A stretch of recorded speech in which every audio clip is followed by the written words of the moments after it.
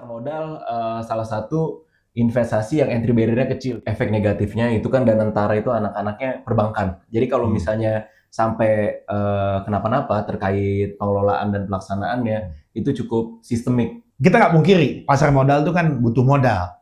Nah, how gitu mas? Karena kalau misalnya kita pangkas suku bunga, sedangkan The Fed nggak pangkas suku bunga, akhirnya itu investor bakal keluar. Kelas menengah dapat BLT enggak, kelas menengah bayar pajak iya, ya kan? Kelas menengah adalah kelas yang bisa berhutang. Nah, katanya nih 2030 kita bakalan krisis.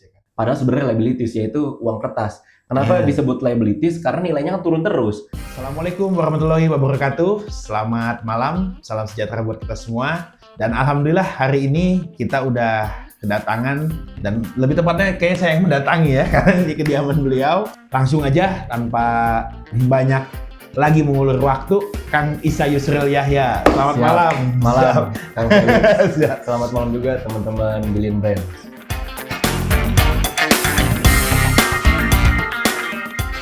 Mungkin dari sisi Kang Isanya sendiri bisa mengintroduce dirinya, siapa dan latar belakangnya apa, dan sambil menyapa juga ke teman-teman Billion Brand. Oke, siap. Terima kasih Kang Felix.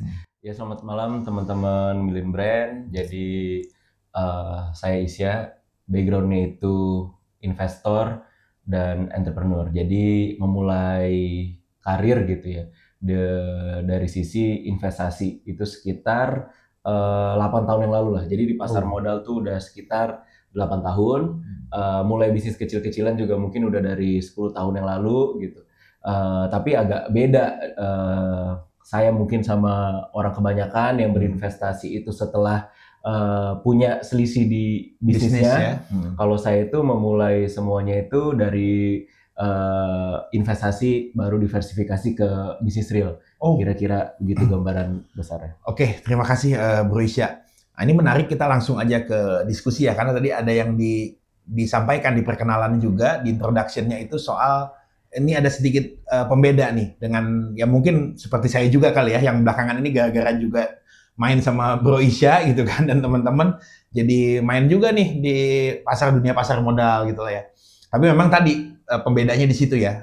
Saya dan teman-teman juga mungkin rata-rata ya mayority gitulah yang kita dengar ya. Dia bisnis dulu ketika dan rata-rata juga financial advisor ataupun juga pelaku pasar modal yang ngetop lah hari ini sering kita lihat di layar kaca di YouTube dan sebagainya. Rata-rata juga begitu tuh tipsnya. Jadi dia bisnis dulu gitu ya Mas ya. Kemudian ada selisih, ada margin yang itu bisa menjadi uang dingin atau apalah istilahnya, kemudian dia investasikan tuh di pasar modal. Nah kalau Bro Isya tuh enggak ya, kalau boleh tahu bagaimana tuh Bro, dulu pada saat memulainya tuh tipsnya tuh bagaimana, ya mungkin based on experience sendiri ya, Bro Isya bisa kemudian jadi investor dulu, baru kemudian sekarang diversifikasi ke bisnis. Nah ini kan kita nggak mungkiri, pasar modal tuh kan butuh modal. Nah, how gitu Mas? Ya, jadi di awal itu ya sama ya, untuk berinvestasi kita juga butuh capital gitu kan. Namun pada saat mulainya itu sebenarnya interest ke bisnis dan investasi itu dari sekolah, dari SMA. Mulai bisnis kecil-kecilan. Nah, kenapa tadi saya utarakan terkait memulainya ini dari investasi baru ke real bisnis, karena pada saat waktu itu memulai nggak ada bisnis yang bisa sustain waktu itu. Jadi modal yang saya peruntukkan di pasar modal itu datangnya dari active income. Sebetulnya seperti itu. Jadi setelah lulus SMA gitu udah mulai bikin rekening saham, udah mulai berinvestasi di pasar modal, karena memang pasar modal salah satu investasi yang entry barrier-nya kecil. Kita dengan modal yang kecil aja kita udah bisa buka rekening saham, kita udah bisa beli emiten-emiten yang ada di bursa gitu. Jadi setelah lulus SMA, saya itu sempat menjadi ojek online gitu sambil kuliah. Luar biasa. Jadi selama 2 tahun lah saya kumpulin dari ojek online, dari jualan kecil-kecilan, saya kumpulin untuk bangun habit berinvestasi di pasar modal. Nah setelah itu kira-kira semester 5 lah saya paralel sambil kerja juga. Kebetulan kerjanya juga sesuai dengan apa yang saya senangi, yaitu di pasar modal, di sekuritas waktu itu. Punya pengalaman kerja di situ ya Mas ya? Jadi kerja di sekuritas semester 5. Nah dari situ saya pindah kelas malam, kelas karyawan, jadi pagi kerja, malam kuliah. Nah uang yang saya dapat dari active income gitu ya, baik dari pas kemarin jadi ojek online atau dari bisnis kecil-kecilan atau dari pas kerja itu ya saya investasiin di pasar modal di saham. Ada satu keyword yang saya dapatkan di sini ya. Di antaranya itu satu modal, dan yang kedua ini nggak harus modal besar. Artinya tadi teman-teman yang juga hari ini pelaku yang aktif income, artinya sebagai statusnya mungkin karyawan gitu ya Mas, atau ya tadilah punya penghasilan kecil pun nggak menutup kemungkinan pasar modal ini nggak tutup pintu sama orang-orang yang semacam ini kan gitu kan. Jadi nggak selalu mindset kita harus punya capital besar dulu baru kita bisa chip in gitu kan. Ini juga ternyata nggak. Nah ini udah cukup menginspire nih buat teman-teman nih Mas. Karena kan tadi kalau Mas udah bicara tadi 10 tahun, berarti kan ada experience di situ. Hari ini kan kalau yang baru mau join, berarti kan dia memulai 1 tahun pertamanya, 2 tahun pertamanya. Nah, jadi nggak ada salahnya memang harus banyak-banyak belajar ya. Mungkin kalau dari sisi Mas Isa sendiri, pertanyaan saya selanjutnya adalah, kok bisa gitu? Kenapa akhirnya begitu tertarik sama dunia pasar modal? Pilihan-pilihan investasi pada saat menjadi pelaku aktif income, itu kan biasanya orang nggak begitu melirik gitu. Nah, tapi kenapa Mas Isa kemudian memilih pasar modal sebagai salah satu choice untuk investasi dalam posisi yang tadi masih dalam posisi income-nya tuh aktif, ya mungkin capitalnya waktu itu nggak besar. Kalau sekarang nggak usah ditanya guys, ya kan? Waktu itu gitu kan. Tapi ya tadi butuh waktu dan itu 10 tahun saya kira cukup lah. Nah, pertanyaannya tadi kenapa kemudian pasar modal yang dilirik ya dengan adanya berbagai macam instrumen investasi sebenarnya kan mungkin waktu 10 tahun lalu juga udah viral kan mungkin kayak forex udah ada ya. Terus juga mungkin ada yang investasi carinya ke real gitu kan ke yang sifatnya lebih nyata mungkin bisa ke tanah, ke bangunan, properti atau apa. Nah, tapi kenapa pada saat itu memilih pasar modal gitu Mas? Apa sih yang memotivasi itu gitu dan sampai hari ini gitu? Oke, jadi memang untuk trigger investasi itu sendiri ya saya dapetin dari buku lah, buku-buku yang saya baca mengenai bagaimana kita hidup itu harus bangun investasi. Nah, kalau pilihannya kenapa pasar modal, yang pertama itu karena entry barrier kecil. Jadi kalau misalnya tadi terkait kenapa tidak tanah atau misalnya investasi yang lain, tanah itu butuh modal yang besar gitu. Jadi setelah saya lulus SMA itu sangat tidak memungkinkan untuk saya invest di tanah gitu. Untuk investasi saham sendiri saya cukup nyaman karena di balik si perusahaan atau saham yang saya beli itu juga punya utility, maksudnya aset yang saya pegang itu ada utility, ada perusahaan yang bergerak, ada entity yang bergerak, ada yang menghasilkan dari apa yang saya invest di sana. Sama yang terakhir terkait return gitu. Mungkin ada investasi yang jauh lebih aman gitu ya waktu itu, tapi reksadana sudah ada kan? Reksadana sudah ada, mungkin bonds gitu ya, obligasi emas atau juga kan udah ya atau emas. Tapi waktu itu saya melihat kita itu apalagi pada saat saya memulai itu ada aset yang kita punya dan mahal, yaitu usia, yaitu umur gitu. Jadi ketika saya mengambil risk yang besar pada saat usia yang relatif lebih muda gitu, untuk resikonya itu siap kita untuk menerima resiko yang terjadi. Begitu pun juga harapan terkait reward yang akan kita terima. Jadi pada saat awal di 2015 lah saya memulai itu, orientasi saya itu pertama bangun habit. Yang penting habit terbentuk gitu loh. Habit kita untuk sisihin uang, habit kita untuk berani ambil resiko, habit kita untuk menganalisa gitu. Jadi habit itu terbentuk, dikit demi sedikit itu kita bisa ngembangin aset yang kita punya gitu. Mungkin pertanyaannya akhirnya jadi saya lebih umum ya. Artinya gini, pandangan Mas Isa diperlukan juga oleh saya dan teman-teman soal kita masuk ke dunia usaha nih, Mas. Banyak hari ini kan anak-anak muda itu tertarik tuh, rata-rata pengen jadi entrepreneur. Karena mungkin tadi ya udah ada perubahan juga dari sisi doktrin di era global ini yang informasi itu mudah diakses dan lain semacamnya. Tuh banyak men-trigger anak-anak muda tuh untuk jadi entrepreneur lah, lu buka lapangan pekerjaan lah. Kalau cuma hanya sekedar bekerja, lama suksesnya gitu kan. Terus kemudian ya banyak lah yang semacam itu ya kan. Nah kalau menurut Mas Isa sendiri ya kan, bagaimana nih Mas melihat fenomena ini satu ya, anak muda yang mulai tertarik untuk juga masuk ke dunia usaha. Ini Mas Isa sebagai entrepreneur dan juga pandangannya sebagai investor nih Mas. Nah, bagaimana cara orang tuh menentukan misalnya dia mau berbisnis atau mau masuk ke dunia usaha untuk menentukan sektornya itu Mas? Punya pertimbangan-pertimbangan nggak Mas? Misalnya oke lah punya nih modal, misalnya dari orang tua atau dari patungan dengan teman, tapi mau memulai usaha nih sektor apa? Ada gambaran nggak cara memilihnya itu gimana? Terus kira-kira harus ngapain dulu sih? Analisanya tuh harus bagaimana gitu, mulai dari mana gitu kan, ngelihat tren pasar atau apa gitu kan. Ini yang awam-awam nih gitu nih Mas. Oke. Kalau investor kan udah pasti tembus tuh pada pandangan itu. Tapi kalau memulai usaha juga kan sudah berkaitan kan.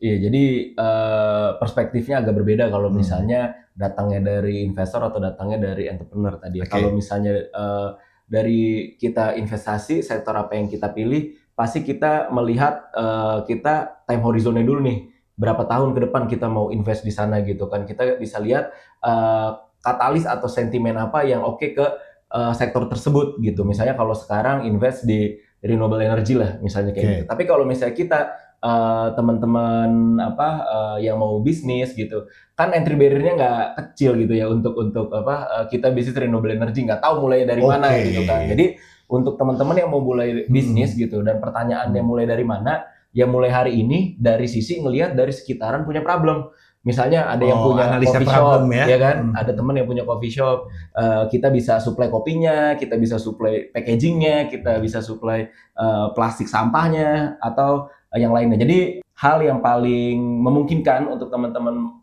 buka bisnis yang lihat problem. Kayak misalnya sekarang kita lagi masuk ke Ramadan, ya kan? Bulan Ramadan, bulan penuh berkah. Kita lihat problemnya apa gitu kan? Kita solve problemnya. Ya misalnya kita bikin jajanan untuk takjil atau misalnya kita bikin hampers buat ngasih gift orang, kan budaya kita seperti itu. Jadi yang memungkinkan untuk dilakukan saat ini juga gitu ya, dengan modal dan infrastruktur yang ada di rumah pun gitu. Jadi memaksimalkan apa yang ada. Jadi nggak usah nyari yang nggak ada gitu. Tapi kita harus adaptif ngelihat sekitaran problemnya apa atau peluangnya apa. Habis itu teknologi dipakai untuk kita bisa penetrasi ke market gitu. Karena sekarang teknologi itu udah terbuka, kita bikin produk apa aja kita bisa pasarkan gitu.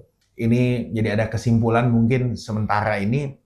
Jadi ya bisnis juga as equal as solution ya. Jadi bisnis adalah solusi sebenarnya kan. Jadi ketika kita bisa menawarkan solusi, karena tadi dari Mas Isya itu pertama adalah kita see the problem. Berarti kan ketika kita hadir bawa solusi, sebenarnya di situ ada bisnis. Bisa ada pandangan begitu kan secara sederhananya. Masuk kita sedikit, bukan million brand nih namanya, kalau nggak singgung-singgung sedikit soal politics, public policy gitu loh Mas ya kan. Nah saya juga belum lama ini sempat mampir di FYP saya tuh ada Mas Isya tuh, di channel Money Moves kalau nggak salah ya kan. Pemerintah Indonesia akan meluncurkan Super Holding Danantara 24 Februari mendatang. Badan investasi besar yang akan mengelola aset 14.000 triliun rupiah.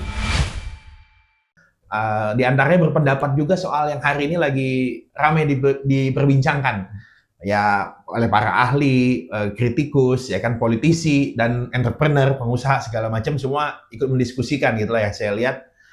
Soal yang hari ini belum lama di usia pemerintahan Bapak Prabowo Gibran itu ada tema soal sovereign wealth fund itu Mas. Saya awalnya dapat info tuh dari beliau sebenarnya, dari Mas Isya kan.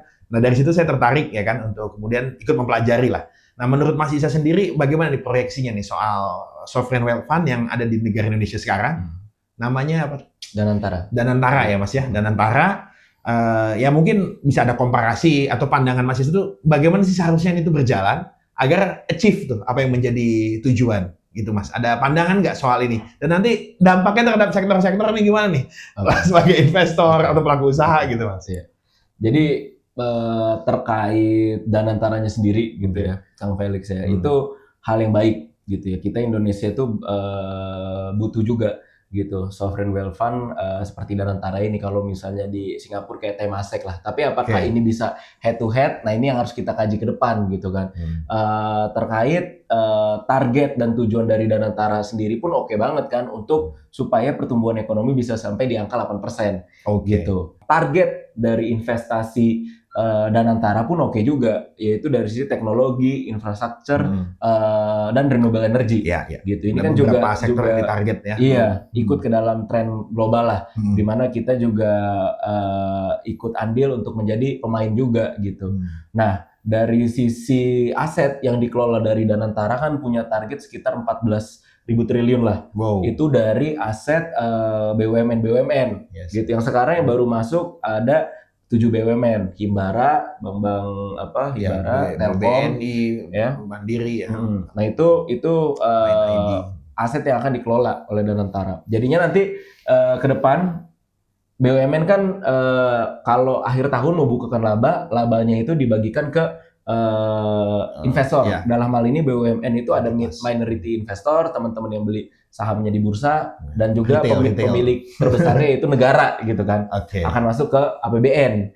Nah dengan adanya Danantara ini recurring income yang akan didapat dari dividen ini akan dikelola oleh Danantara, dan ini akan di-reinvest ke perusahaan-perusahaan yang tadi sektor-sektornya yang tadi sudah dijelaskan itu gitu. Jadi dengan pengelolaan yang baik gitu ya, dengan good corporate governance yang baik gitu, harusnya ini bisa jadi game changer. Nah itu makanya ini yang harus menjadi titik berat lah, underline lah, misalnya buat teman-teman yang memang pemangku kebijakan, bagaimana pengelolaannya itu GCG-nya itu benar-benar dilakukan dengan baik, karena kita sebagai warga gitu ya, sebagai warga negara, sebagai investor segala macam gitu ya, tentunya melihat ini sebagai gebrakan dari pemerintah gitu ya, punya target yang bagus juga. Tapi kalau misalnya pengelolaannya dan pelaksanaan dan implementasinya nggak sesuai dengan apa yang seharusnya tidak dibarengi dengan profesionalisme gitu. Nah ini kan juga bisa jadi malah resiko juga. Blunder dan backfire-nya malah bisa luar biasa ya. Luar biasa. Efek negatifnya itu kan Danantara itu anak-anaknya perbankan. Jadi kalau misalnya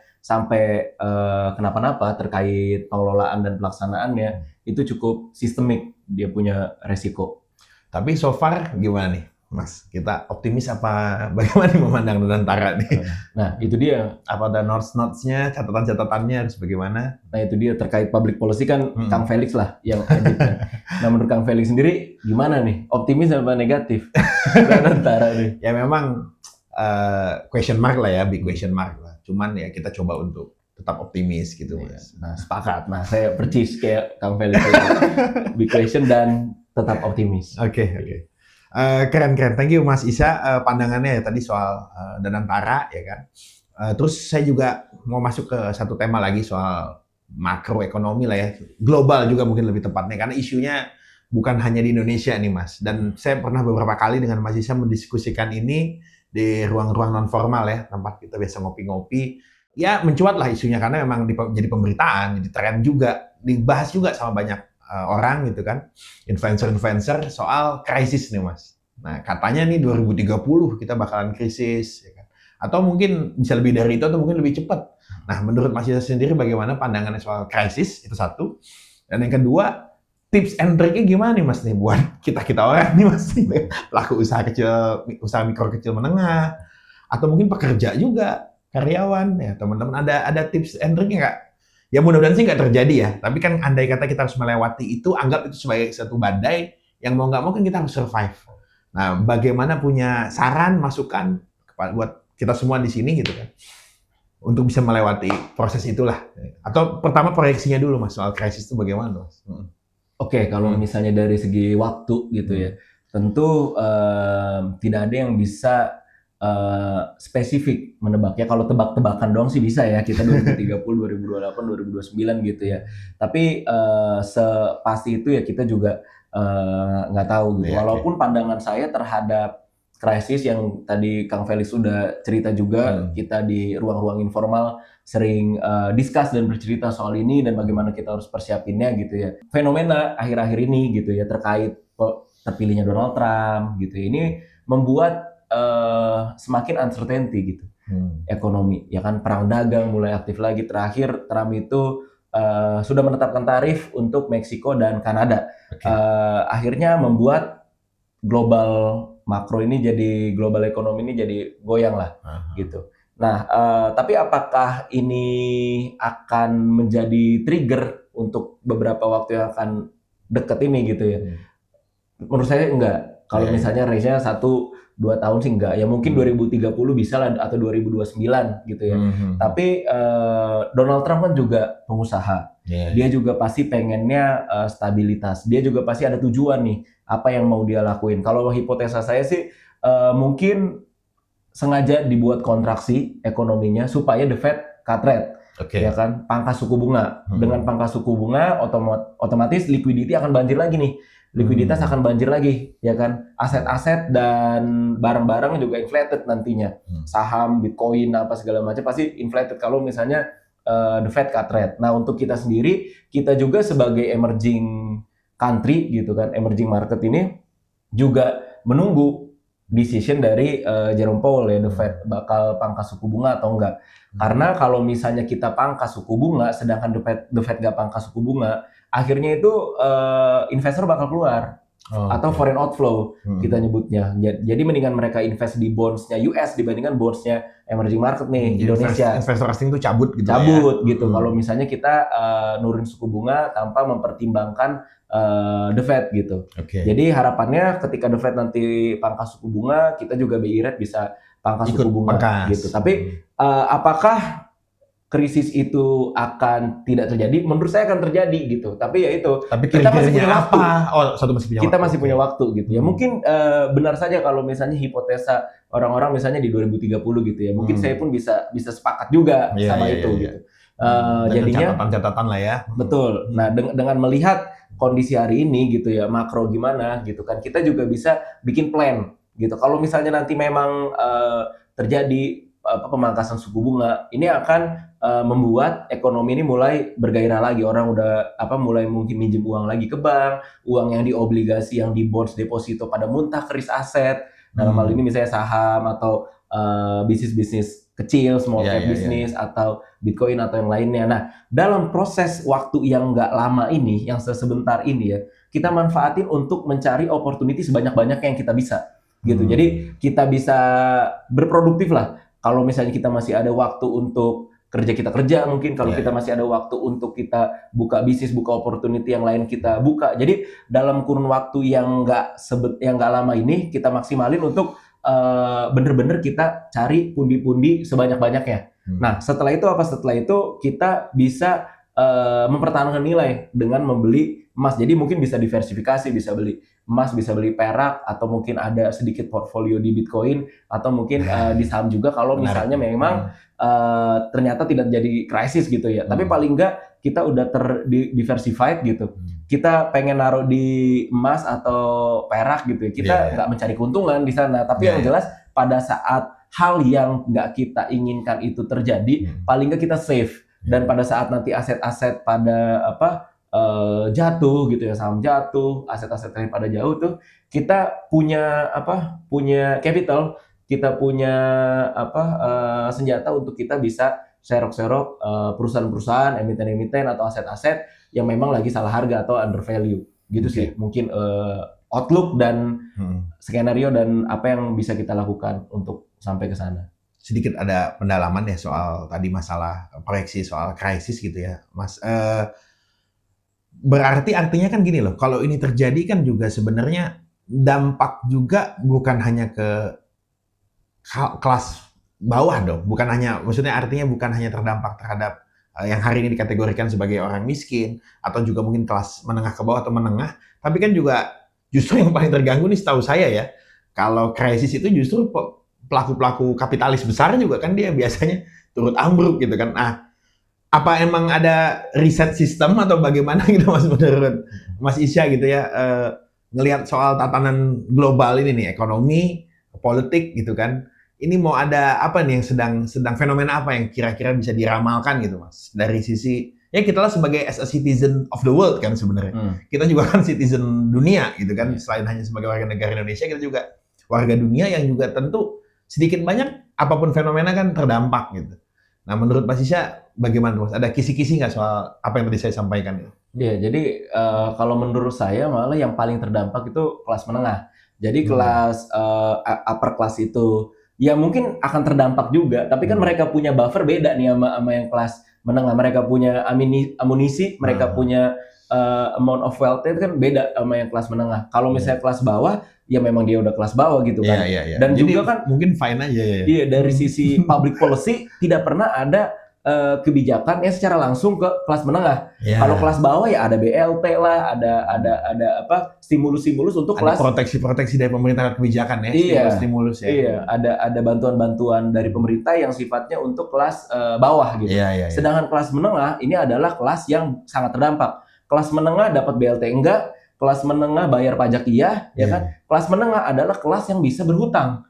Nah, kebangkrutan akan terjadi ketika cash flow itu ceket, misalnya bisnisnya nggak jalan, atau misalnya dia kena layoff, kena PHK, sedangkan dia punya kewajiban untuk mencicil hutangnya gitu.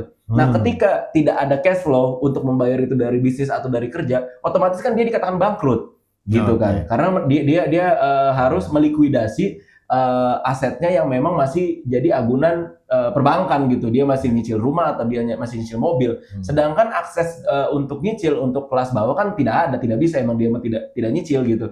Emang hidupnya day by day. Jadi tidak terlalu berdampak apa yang akan kita hadapi ke depan nih. Jadi buat teman-teman yang memang kita semua gitu ya, average di misalnya kelas menengah gitu ya, yang harus dilakukan adalah hari ini yang tadi kita kerja keras, ada uang kita bisa bayarin hutang semaksimal mungkin. Kalau bisa kita sebelum ngomongin investasi ya zero utang dulu lah, nggak usah ada KPR dulu, nggak usah ada cicilan mobil dulu gitu. Karena hal-hal itulah yang menjadi resiko terbuka untuk kelas menengah gitu. Oke, tadi lu mention sedikit nih soal Bitcoin. Nah, jadi menurut lu kira-kira gimana nih soal tadi kalau soal saham, teman-teman juga bisa dalami sendiri lah tentang sosok Isa Yusril ini ya di dunia saham malang melintang. Ya tinggal cari aja lah keywordnya gitu di Google atau di YouTube ya kan. Nah kalau soal kripto nih saya juga pengen tahu nih pandangan Bro Isa sedikit aja mungkin Mas soal cryptocurrency as a future gitu ya, sebagai masa depan untuk kita allocating our money gitu, allocating our asset gitu kan. Exchange di sana gitu. Kira-kira menurut Mas Isa proyeksinya gimana tuh? Bener nggak sih nih? Kalau menurut banyak orang katanya oke. Atau juga yang pandangan yang ekstrim, enggak lah, karena nggak ada fundamentalnya gitu kan. Nggak jelas gitu kan. Nah itu seperti apa tuh Mas menyikapi? Ya jadi kalau menurut saya sih ya, terkait cryptocurrency ya Bitcoin lah. Ya jadi kalau misalnya pengen punya portfolio atau diversifikasi ke aset tersebut ya invest di Bitcoin aja. Dan apakah ke depan ini akan jadi masa depan? Ya bisa jadi, malah mungkin kemungkinan besar. Karena kita sekarang itu mungkin juga sudah jengah juga ya ngelihat kita punya yang kita bilang aset, padahal sebenarnya liabilities, yaitu uang kertas. Kenapa disebut liabilities? Karena nilainya kan turun terus, ya kan, ada inflasi gitu. Uang kita makin lama makin turun punya value-nya gitu. Ya kan. Nah, mungkin ini kan kita butuh aset baru untuk menggantikan si uang tersebut gitu dalam bertransaksi. Mungkin ke depannya kan kayak gitu. Maksudnya outlook ke depannya kenapa Bitcoin ini jadi salah satu aset yang punya masa depan gitu. Kita sekarang nyimpen uang cash merasa aman, padahal kita juga sedang dalam resiko yang kita juga harus pahami itu. Kalau kita punya 1M, kita tidak ada pertumbuhan, sebenarnya kita sedang mengalami kerugian gitu kan. Ya karena inflasi jalan, terus dia nilainya sebenarnya berkurang ya seiring berjalannya waktu. Iya, yang ada malah degradasi setiap saat itu value-nya. Jadi apakah kemungkinan Bitcoin ini bakal jadi game changer gitu ya? Ya bisa jadi aja gitu. Nah, apakah tapi tidak berdampak nanti di 2030 misalnya turun segala macam. Nah itu ya makanya kita diversifikasi. Kalau misalnya yang udah kita lalui berkali-kali krisis itu kan gold ya. Emang kita nggak nyari keuntungan, emang di situ nggak nyari keuntungan. Kita cuma pengen mempertahankan nilai. Tapi paling nggak ketika crash itu datang, contoh lah misalnya kita udah anggap Bitcoin itu masa depan, kita juga udah diversifikasi, kita ada portfolio di sana, tapi ternyata berdampak juga gitu ya akan penurunannya. Nah kita nanti pada saat di level tertentu kita kan bisa tukar emas kita untuk beli aset yang kita yakini gitu. Ya, saya kalau soal itu sangat sepakat ya. Makanya tadi saya coba tanya yang kita explore itu di sini Bitcoin gitu kan, kripto gitu. Tapi kalau emas dan perak itu dinar dirham itu kan masih memang dia teruji lah, dan memang itu bakalan sampai akhir zaman gitu kan. Kalau berdasarkan ini juga hadis-hadis gitu kan dan kitab suci udah sangat memproyeksikan tuh soal secure-nya dinar dirham. Jadi dia mau kondisi apapun safe aja kan Mas ya. Kalau emas sama perak tuh nggak ada masalah ya. Oke. Mungkin itu aja ya untuk kita malam hari ini. Mungkin ada dari Mas Isa sebagai closing statement, ada yang mau disampaikan buat para pemirsa di rumah. Oke, buat teman-teman Million Brand, kita sharing-sharing ya. Yang paling penting untuk untuk memulai yang penting kita bangun habit dulu gitu.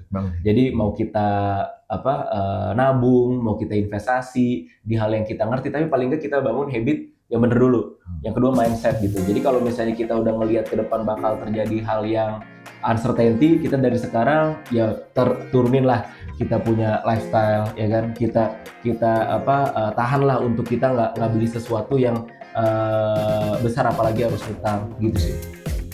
Oke, terima kasih. Mungkin itu aja diskusi kita malam hari ini yang sangat seru dengan Saudara Isa Yusril Yahya. Terima kasih banyak saya ucapkan kepada Mas Isa sudah meluangkan waktunya. Saya juga tidak mengambil kesimpulan pada diskusi malam ini. Silahkan, ya kan teman-teman Minant Brand menyimpulkan. Kesimpulannya adalah silahkan menyimpulkan. Oke, itu aja dari saya. Terima kasih. Wassalamualaikum warahmatullahi wabarakatuh.